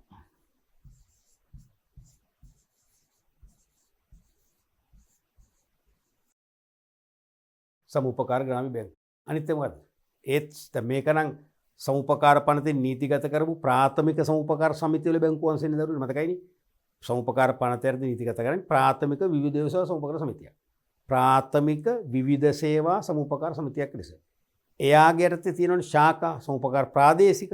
ඒ සෑම ප්‍රාදේශිකයකම වෙනම පැත්තක බැංකුව ඒකකයක් දාන්න පුළුවන්. එහෙනම් ප්‍රාථමික සමුපකාර සමිතිය වල බැංකුව අංශය තමයි මේක වෙනම ලියාපදිංචියක් වෙන්නේ සමුපකාරයේ ලියාපදිංචි වෙන්නේ.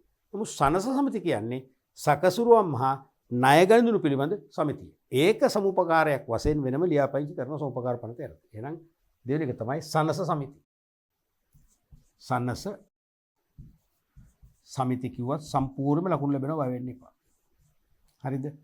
සනස සමිති කිව්වත් සම්පූර්ණයෙන්ම ලකුණු ලැබෙනවා බය වෙන්න එපා. ඕන එක දිගනම ඕනනම් දිගනම තමයි සකසුරුවම් සහ ණය දෙන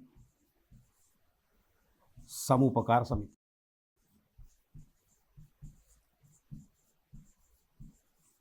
දිගනම ලියුවත් ප්‍රශ්නයක් නැහැ. ඒක සාරාංශ කරලා ලියුවත් සම්පූර්ණ ලකුණු ලැබෙනවා. පැහැදිලිනේ? අපි ඊළඟ ප්‍රශ්නට යමු.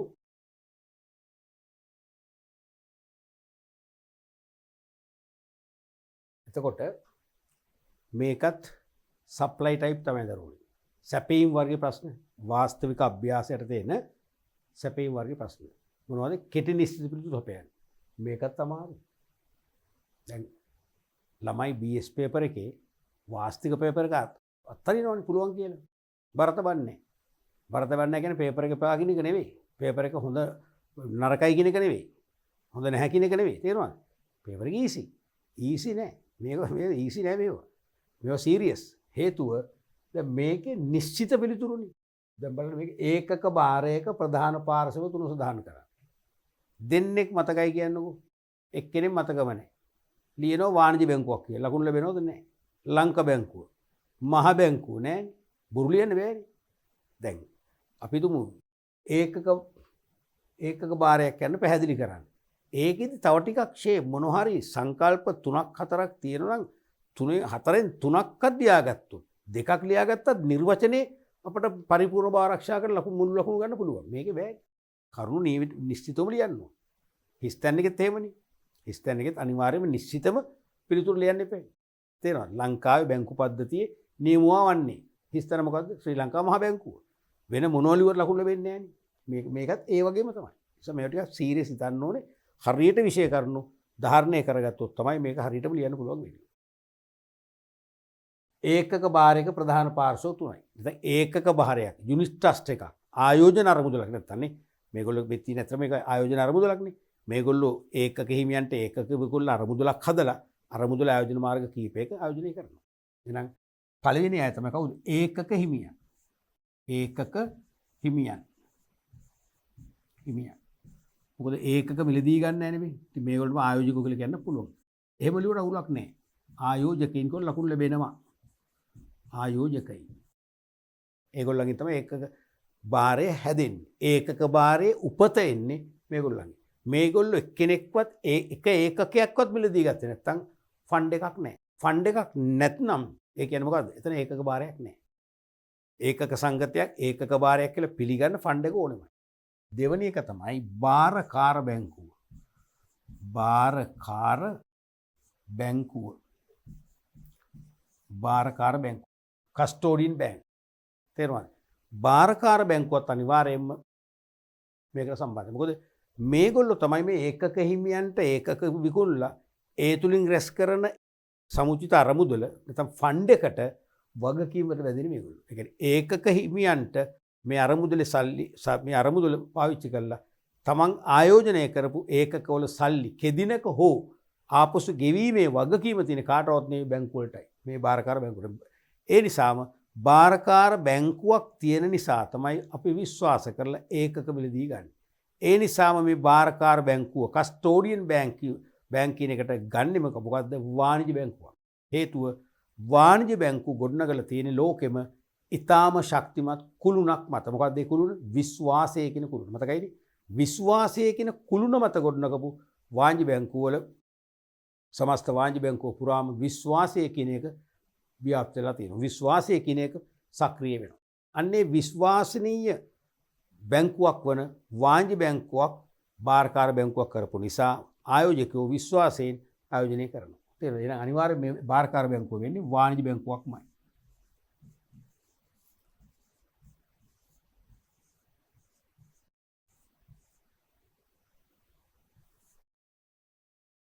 තුන්වෙනි එක කවුද මතකයිද?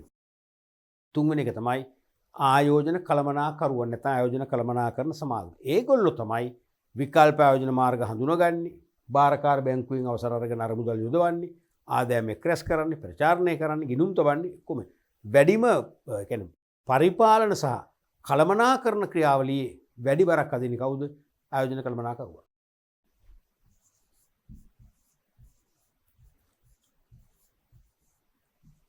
ආයෝජන කළමනාකරුවන්.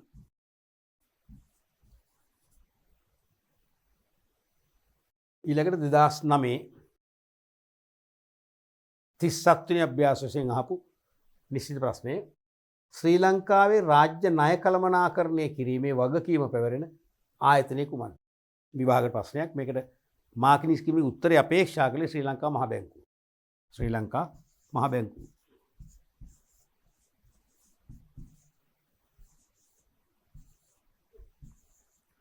ශ්‍රී ලංකා මහ බැංකුව. ශ්‍රී ලංකා රාජ්‍ය ණය කළමනාකරණය කිරීම කියන්නේ ලංකාවේ රාජ්‍යංශයේ සංවර්ධන ව්‍යාපෘති දියත් කරන්න හිඟ මූල්‍ය තත්ත්වයන් තියෙනවා නම් මූල්‍ය වුණත ඇති වෙනවා නම් කොච්චරක් ණය ලබාගත යුතුද කියලා තීරණය කිරීම. ඒ ණය ලබාගත යුත්තේ කුමන අංශවලින්ද? පෞද්ගලික අංශයෙන්ද රාජ්‍ය අංශයෙන්ද?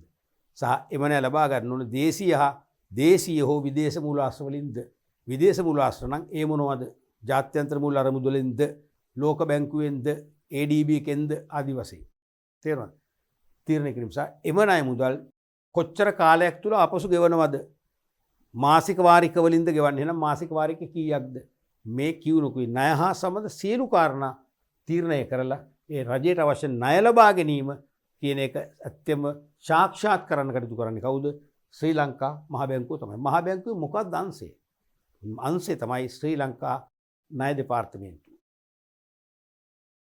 මොකද මහ බැංකුවේ සමස්ත මහ බැංකුවකම එක පැහැදිලි විනිවිද භාවයක් නැහැනේ. මහ බැංකුවේ එක්තරා අංශයක්. මොකක්ද? ශ්‍රී ලංකා ණය දෙපාර්තමේන්තුවද රාජ්‍ය ණය දෙපාර්තමේන්තුව.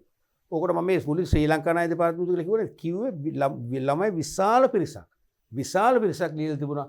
මේ අවුරුද්දේ මම මාකිනිය ණයත් එක්ක සාකච්ඡා කරගෙන ඒගොල්ලෝ කිව්වා ශ්‍රී ලංකා ණය දෙපාර්තමේන්තුව. එහෙම එකක් නැහැ මේ සංකල්ප ඔයගොල්ලෝ මවනවා විභාගෙදී. විභාගෙදී සංකල්ප මවන්න එපා. තියෙන ඇත්ත සංකල්ප ලියන්න. හරිද? ශ්‍රී ලංකා ණය දෙපාර්තමේන්තුව එකක් නැහැ. ඇත්තට මොකක්ද තියෙන්නේ? මහ බැංකුවේ තියෙනවා රාජ්‍ය ණය දෙපාර්තමේන්තුව.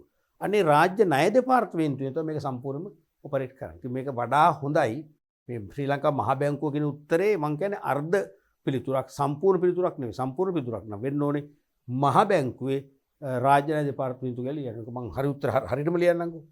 මේක මාකිනි මේ මාකින් ස්කීම් එකකින් අපේක්ෂා කරපු උත්තරේ. හරිනේ?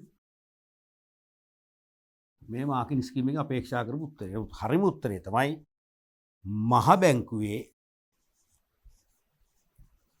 මහ බැංකුවේ රාජ්‍ය හොඳ ශ්‍රී ලංකාවේ නෙවෙයි. ගොඩක් අය ලියන එක. මහ බැංකුවේ රාජ්‍ය ණය දෙපාර්තමේන්තුව. මොන වඩා හොඳයි. මහ බැංකුවේ ඒතර මේ දෙකම තියෙනවානේ. මහ බැංකුවේ වෙන්නත් ඕනේ. රාජ්‍ය ණය දෙපාර්තමේන්තුව වෙන්නත් ඕනේ. දෙවෙනි. මොන වඩා හොඳයි. වඩාත් සුදුසුයි. වඩා යෝග්‍ය වේ. පැහැදිලි නේද? රයිට්.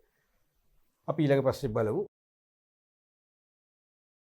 2015 වපු විභාග ප්‍රශ්නය. ගිවිසුම්ගත ඉතුරුම් ආයතන දෙකක් ලියන්න.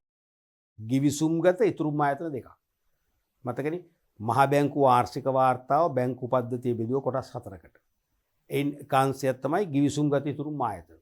යම් සිද්ධියක් සිදු වූ විට හෝ කල්පිරුණම් පස්සේ ආපසු ගෙවීමේ එකඟත්වය ඇතුව ක්‍රියාත්මක වන අරමුදල් වර්ග. කැමති දෙකක් ලියන්න. එකක් මොකද්ද? රක්ෂණ සමාගම් ලියන්න පුළුවන්. රක්ෂණ සමාගම්. සංස්ථානේ ඔක්කොම කම්පැනිනේ සමාගම්. තව එකක් මොකද්ද? EPF එක පෞද්ගලිකාංශයේ සේවකයින්ට ක්‍රියාත්මක වන කම්කරු කොමසාරිස් දෙපාර්තමේන්තුව ශ්‍රී ලංකා මහ බැංකුව ඒකාබද්ධව ක්‍රියාත්මක වන සේවක අර්ථ සාධක අරමුදල්.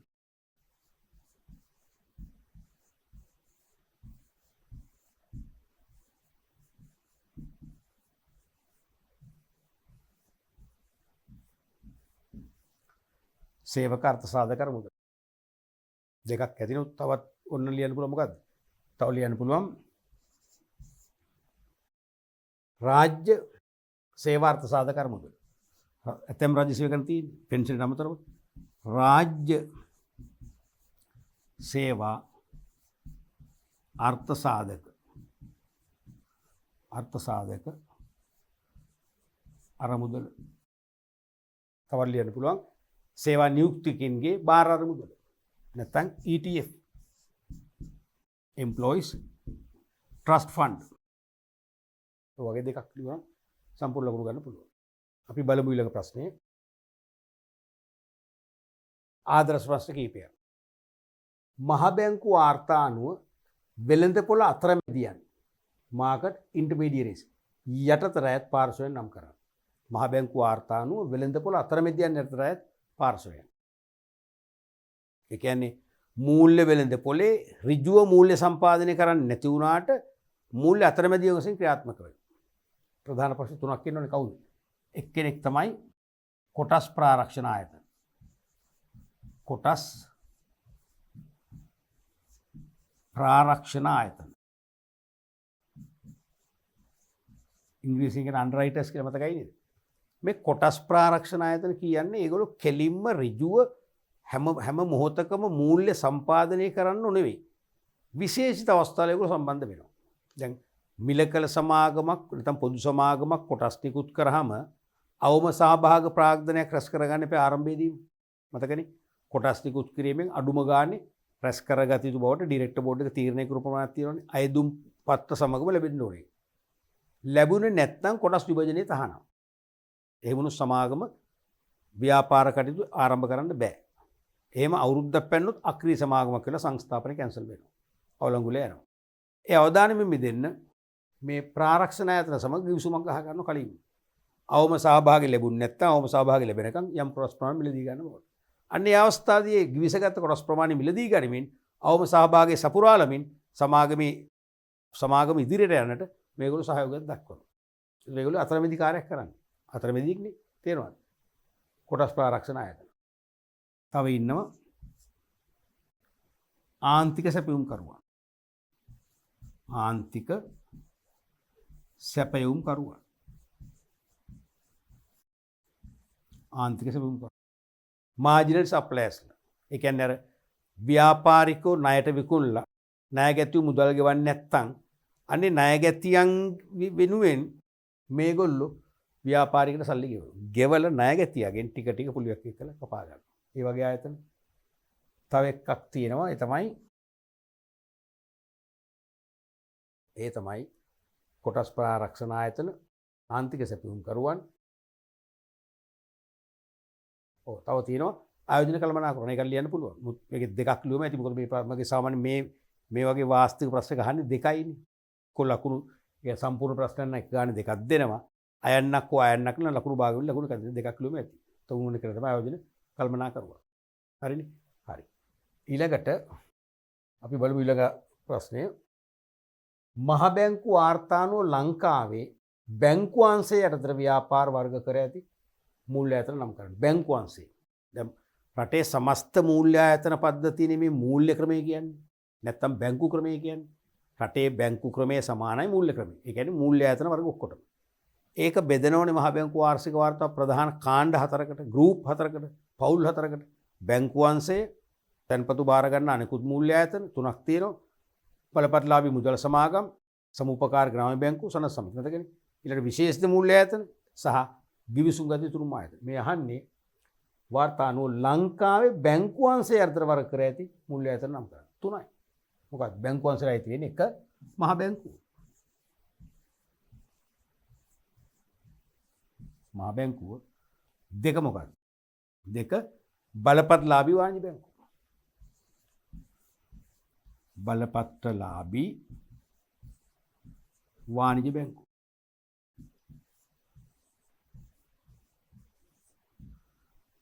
තුන මොකක්ද? බලපත්‍රලාභී විශේෂ බැංකුව.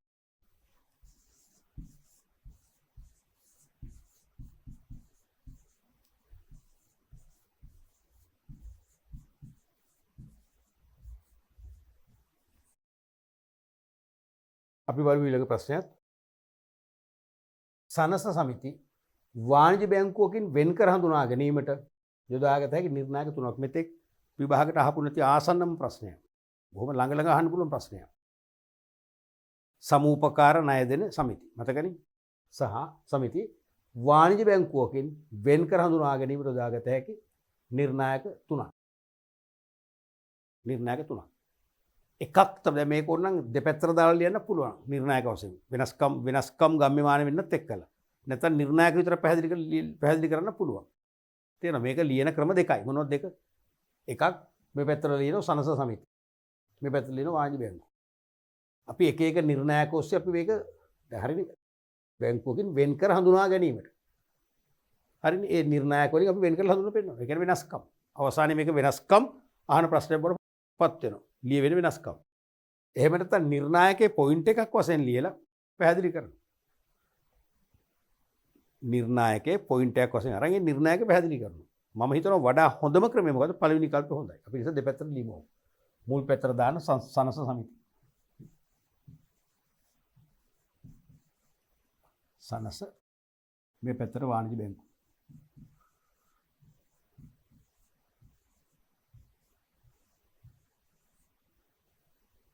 වාණිජ බැංකුව.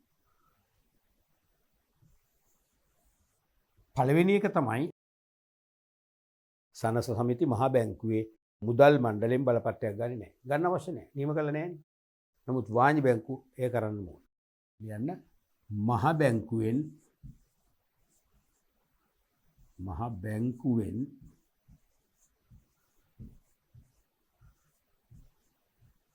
බලපත්‍රයක් අවශ්‍ය නොවේ. අනික් පැත්තට අවශ්‍ය වේ නැත්නම් අත්‍යවශ්‍ය වේ. අත්‍යවශ්‍ය වේ. මොකද ඕනේ? බලපත්‍රය. විතරම මේ පැත්තේ සම්පූර්ණ උත්තරයක් ලියලා දෙවෙනි පැත්තේ කෙටි ලියන්න කිසි ප්‍රශ්නයක් නැහැ. මොකද මේ වගේම දීර්ඝ උත්තර ලියන්න එපා.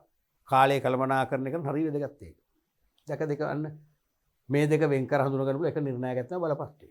මෙයාට බලපත්‍රයක් ඕනේ, අරට බලපත්‍රයක් ඕනේ. දෙවෙනි එක තමයි මේ සනස සමිතියට පුළුවන් ජංගම ගිණුම් පවත්වන්න පුළුවන්ද? සමහර අය හිතන පුළුවන් කියලා බෑ. කිසිසේත් බෑ. ජංගම ගිණුම් පුළුවන් වාණිජ බැංකුවට පමණයි. ඒකට යන්න ඕනේ ඉල්ලුම් තන්පතු. නැත්නම් ජංගම ගිණුම්. දෙකම එකයි. ඉල්ලුම් තන්පතු.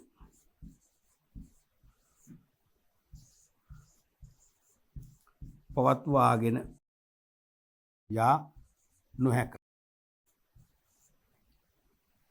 හරිනේ? බැංකුවලට වාණිජ බැංකුවක් නැති අනිවාර්ය මිලුම් තනතුරු තියෙන්න මෙපේ. අනිත් පැත්තට ලියන්න ඕනේ පවත්වාගෙන යා හැක.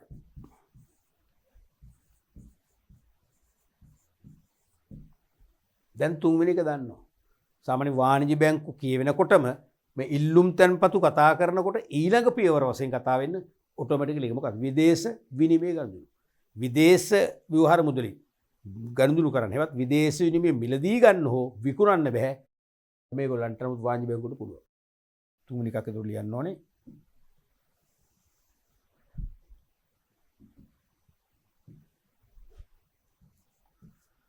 විදේශ විනිමය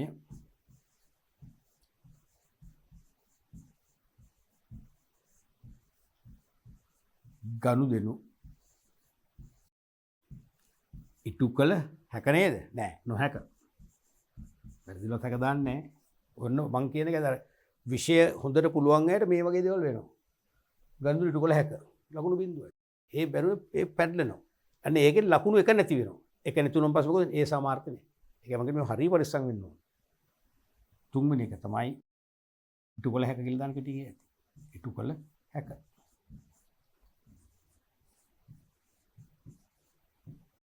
ඉටු කළ හැකි.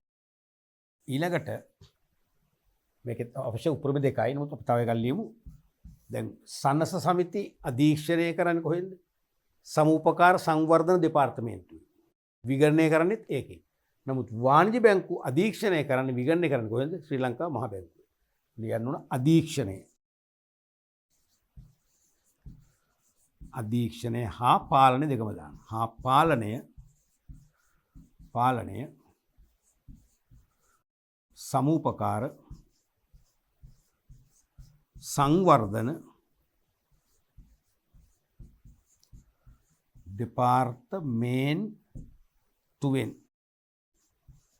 දෙපාර්තමේන්තුවෙන් ඉටු කරයි.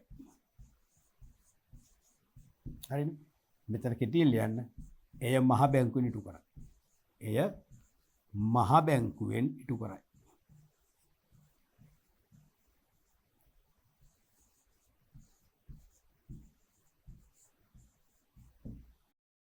ඔන්න වගේ වාණිජ බැංකුයි සනස් සමිති වෙන් කරගන්න පුළුවන් ප්‍රධාන නිර්ණය කීපයක් ඔස්සේ පැහැදිලි මූල්‍ය ආයතන වර්ග දෙකක්. ඊළඟට දැන් තව එකක් වුණ මේක ලියන්න පුළුවන් අවශ්‍ය නැහැ. දැන් වාණිජ බැංකු මහ බැංකු වාර්තාවන අයිති වෙන්නේ මොන කාණ්ඩයටද? මූල්‍ය ආයතන පද්ධතිය මහ බැංකු වර්ග කරන්නේ කාණ්ඩ 4කට. ඒ හතරෙන් වාණිජ බැංකුව තියෙන කොහොමද? බැංකු අංශයට. මේක කොහොමද අයිති වෙන්නේ? තැන්පතු බාර ගන්න අනිකුත් මූල්‍ය ආයතන මේක අයිති. ඒක ලියන්න පුළුවන් මතකයි නේද? අපි ඊළඟ ප්‍රශ්නේ බලමු. ලංකාවේ සමූපකාර ප්‍රතිපත්ති අනුගමනය කරමින් ක්‍රියාත්මක වන මූල්‍ය ආයතන දෙකක් නෙවෙයි දෙක තියෙන දෙකමයි. ඒක හරි දෙක කියන එක. මතනේ මාර කලින් ප්‍රශ්නේ ඇහුවේ. අර රේටින් ගැන අහලා තිබුණේ. ඒකේ දෙක ඇහුවම ටිකක් අසාධාරණ ළමයට.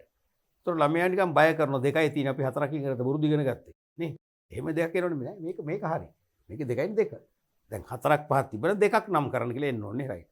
එතකොට ලංකාවේ සමූපකාර ප්‍රතිපත්ති අනුගමනය කරමින් සමූපකාර පදනමක් මත ක්‍රියාත්මක කරන මූල්‍ය ආයතන දෙකයි. දෙකම ඔයගොල්ලෝ දන්නවා. මොකද්ද පළවෙනි එක? සමූපකාර මොකද්ද? ග්‍රාමීය බැංකු. මණික් කිනින් ආරම්භ කරපු සමූපකාර ග්‍රාමීය බැංකු. මතකනේ? මේක වෙනම ලියාපදිංචි කිරිල්ලක් නැහැ. ප්‍රාථමික සමූපකාර සමිති ලියාපදිංචි කරනවානේ. ඒ ආයතනයේ ශාඛා වලින් සල් දානවානේ ප්‍රාදේශික. ඒ ප්‍රාදේශික වලටම අනුබද්ධ කරන්න පුළුවන් බැංකු අංශයක්. නැත්නම් ප්‍රාථමික සමූපකාර සමිති වල බැංකින් ඩිවිෂන් එක බැංකු අංශය තමයි. නමුත් දෙවෙනි එක වෙන්නේ සමූපකාර පනති නීතිගත කරනවා ලියාපදිංචි කරනවා. ඒ තමයි සනස සමිති. සනස සමිති. දෙකම සමූපකාර ප්‍රතිපත්ති අදහනවා. සමූපකාර ප්‍රතිපත්ති වලට ගරු කරමින් සමූපකාර ප්‍රතිපත්ති ආරක්ෂා වන ආකාරයෙන් තමයි දෙකම ක්‍රියාත්මක වෙන්නේ. පැහැදිලිනේ? ඊළඟ ප්‍රශ්නය ඒකක භාරයන් වෙත ආයෝජකයින් වැඩි පිරිසක් ආකර්ෂණය කර ගැනීමට බලපාන ප්‍රධානතම පාර්ශවය නම් කරන්න හේතු දක්වන්න. ප්‍රශ්න පැහැදිලිද? දැන් ඒකක සංගත කියන එක දන්නවනේ. කුඩා පරිමාණ ආයෝජකයන්ගේ ඉතිරි කිරීම පදනම්ව ඒගොල්ලන්ට ඒකක විකුණලා ඒ ඉතිරි කරගත්ත මුදල් ඒකක විකිණීමේ ඒකක සංගතයට රැස් කරගන්න. ඒකෙන් අර මුදලක් හැදෙනවා. සමුචිත අරමුදල. ඒ අරමුදල එකවර ආයෝජන මාර්ග කීපයක ආයෝජනය කරනවා. තේරෙනවද? ඒක නෙවෙන්නේ. එහෙමනම් ඒ ඒකක දැන් ඒකක සංගත කියන්නේ නැත්නම් ඒකක භාරයක් කියන්නේ ඇත්තරම පෞද්ගලිකංශයේ විසින් ක්‍රියාත්මක වන මූල්‍යමය කාර්යයන් ක්‍රියාත්මක කරන මූල්‍ය අතරමැදියෙක් නේ ඇත්තරම. ඉතින් මිනිස්සු විශ්වාසයෙන් මේගොල්ලන්ගේ ඒකක මිලදී අරගෙන මුදල් ආයෝජනය කරයිද? කරයි. කරන්නේ මේ ඒකක සංගතයක් ඒකක භාරයක් ගොඩනගෙන්න පාර්ශ්ව තුනක් වෙන තුන එක්කෙනෙක් නිසා කවුද? භාරකාර බැංකුව, කස්ටෝඩියන් බැංකුව. මොකද භාරකාර බැංකුව අනිවාර්යයෙන්ම වාණිජ බැංකුව. වාණිජ බැංකුව හදලා තියෙන විශ්වාසය මතයි. එහෙනම් වාණිජ බැංකුව තමයි දැන් මම ඒකක මිලදී ගත්තම රුපියල් ලක්ෂයක මේ ලක්ෂේ වගකීමක් නේ ඒගොල්ලන්ට. කවදා හරි මට ගෙවන්න ඕනේ. ඉල්ලුවම ගෙවන්න ඕනේ. සමාගමක ඈවර කරන ඉන්දයක් නෑ. ඉල්ලුම ගෙවන්න ඕනේ. ගෙවන්නේ නැත්තම් මොකද වෙන්නේ? බැංකුව කියනවා මට. නැත්නම් ඒකක භාරේ බංකොලොත් තුනවා කියන ප්‍රශ්නයක් නෑ. බැංකුවේ සල්ලි ගෙවන්න ඕනේ. අන්නේ නිසා විශ්වාසය තියෙනවා. තේරෙනවද? ඒකද කියන්නේ ආයෝජකයන් වැඩි පිරිසක් ආකර්ෂණය කර ගැනීමට බලපාන ප්‍රධානතම පාර්ශවය තමයි භාරකාර බැංකුව. හේතුව මොකද්ද? ඒගොල්ලෝ වාණිජ බැංකුවක්. විශ්වාසයේ තුලින් තමයි වාණිජ බැංකුව ගොඩනගන්නේ. ඒ නිසා ආයෝජකයන්ගේ නැත්නම් මහ ජනතාවගේ විශ්වාසය නොඅඩු ලැබෙනවා. එහෙනම් මේක ප්‍රශ්න දෙකක් අහනෝනේ. පාර්ශවය නම් කරන්න පළවෙනි එක. පාර්ශවය නම් කරන්න පළවෙනි එක. පාර්ශවය නම් කරන්න පළවෙනි එක. හරිනේ. හේතු දක්වන්න මේ දෙවෙනි එක. ප්‍රශ්න දෙකට එහෙනම් අනිවාර්යයෙන්ම තරු ලකුණු දෙකක් දාලා උත්තර දෙක වෙන් කරලා පෙන්නන්න. පළවෙනි තරු ලකුණ භාරකාර බැංකුව. භාරකාර බැංකුව. ඕකටම සිංහලෙනුත් ලියනවා. ඔය වචනේ ඉංග්‍රීසියෙන් කියන්නේ මොකද්ද? කස්ටෝඩියන් බැංක්. කස්ටෝඩියන් බැංක්.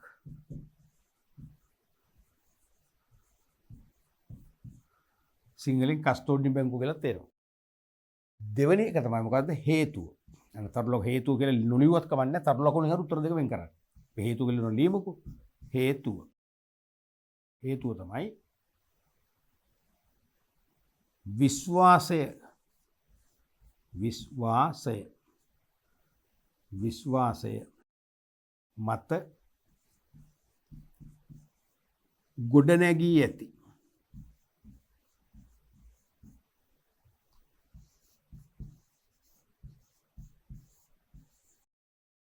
වාණිජ බැංකුවක්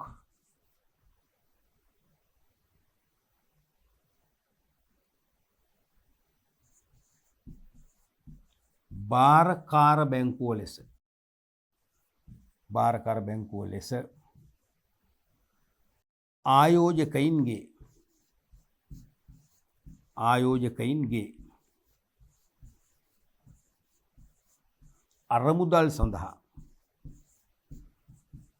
අරමුදල් සඳහා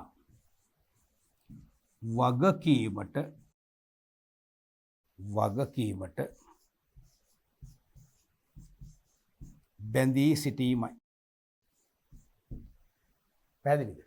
මෙන්න මෙයා තමයි එහෙනම් ඒකක භාරයට වැඩිම ආලෝකයක් දෙන ආයතනය තමයි භාරකාර බැංකුව. ඒ වාණිජ බැංකුව. අන්නේ වාණිජ බැංකුවේ ප්‍රතිරූපය තමයි ඒකක සංගතය දිනවන්නේ.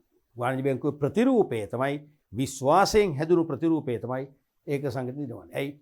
වාණිජ බැංකුව භාර කරු නිසා තමයි ආයෝජකව බය නැතුව අරමුදල් කියන්නේ අරමුදලට තමන්ගේ දායකත්වය දෙන්නේ. ඒකක මිලදී ගනිමින් කොහෙවත් තියෙන අරමුදල් භාරයකට තමන්ගේ සල්ලි යොදවන්නේ මේ වාණිජ බැංකුව තුළ විශ්වාසය නිසා. පැහැදිලිද? ඔව් දරුවනේ අපි අද දවසේ කතා කළ පාඩම් පරිච්ඡේදය තුලිනුත් ලංකාවේ බැංකු පද්ධතිය සම්බන්ධයෙන් 2020 සිට ආපස්සට අවුරුදු 15ක 20ක පමණ විශේෂිත වාස්තික අභ්‍යාස කීපයක්ම සාකච්ඡා කරා. ඊට අමතරව 2021 22 23 හෝ ඉන් එහාටත් පැවැත්වෙන උසස් පෙළ විභාගයට අනිවාර්යයෙන්ම දායක වෙන්න පුළුවන්. නැත්නම් උසස් පෙළ විභාගයේදී අපිට හසු වෙන අනුමාන ප්‍රශ්න ආදර්ශ ප්‍රශ්න කීපයක සාකච්ඡා කළා. මම හිතනවා බැංකු පද්ධතිය කියන්නේ මේක මූලිකවම මේ පාඩම් පරිච්ඡේදයේ වෙන් වෙන්නේ 7.2 පරිච්ඡේදයේ වෙන් වෙන්නේ බැංකු මූල්‍යායතන පද්ධතියනේ. තේරුණාද? ඒ මූල්‍යායතන පද්ධතිය සම්බන්ධයෙන් මම හිතනවා ඔබ දැන් හසල දැනුමක් ලැබුවා. ඔබ මේ පාඩම් එකක දිගටම පරිශීලනය කරන්න.